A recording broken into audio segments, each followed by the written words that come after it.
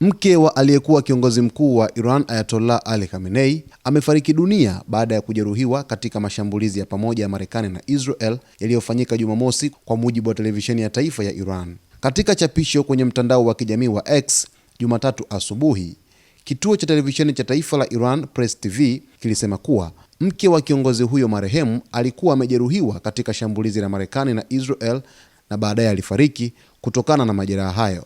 Gazeti la The Times of Israel liliripoti kuwa Mansoureh Hojasteh mwenye umri wa miaka 78 alikuwa katika hali ya kupoteza fahamu tangu mashambulizi ya Jumamosi, na kuongeza kuwa wawili hao walifunga ndoa mwaka 1964.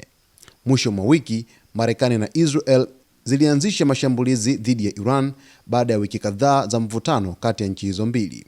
Muda mfupi baada ya mashambulizi hayo, Irani ilijibu kwa kushambulia Israel pamoja na mataifa ya Ghuba ikiwemo Saudi Arabia. Siku ya Jumamosi, mashambulizi ya Marekani na Israel yalisababisha kifo cha Khamenei, huku rais wa Marekani Donald Trump akitangaza kifo hicho mchana wa siku hiyo. Trump alisema, hili siyo tu haki kwa watu wa Iran, bali pia kwa Wamarekani wote wazuri na watu kutoka nchi nyingi duniani ambao waliuawa na kujeruhiwa vibaya na Khamenei na genge lake la wahalifu wakatili wenye kiu ya damu. Kwa mujibu wa chapisho kwenye X kutoka US Central Command CENTCOM Jumatatu, idadi ya wanajeshi wa Marekani waliouawa vitani imeongezeka na kufikia 4 katika operesheni ya kijeshi dhidi ya Iran. Vifo vya wanajeshi wengine 3 vilitangazwa mwishoni mwa wiki hii. Trump pia alisema Jumapili kuwa kuna uwezekano wa wanajeshi zaidi wa Marekani kufariki kabla ya vita hivyo kumalizika.